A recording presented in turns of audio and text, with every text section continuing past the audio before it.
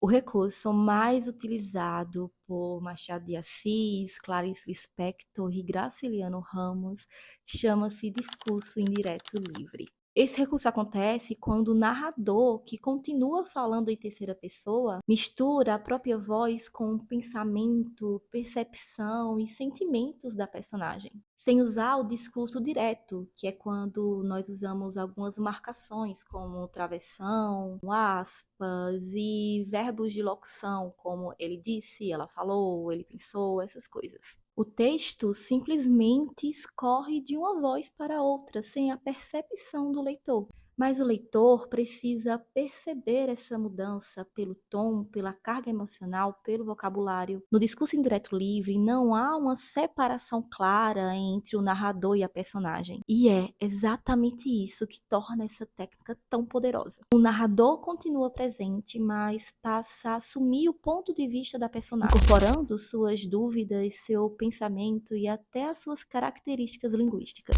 É como se a narração fosse contaminada pelas características desse sujeito, dando uma forma mais íntima de entender essa personagem. O leitor passa a observar essa personagem e passa a experimentar o mundo como ela experimenta, sentindo suas contradições e até os seus conflitos internos.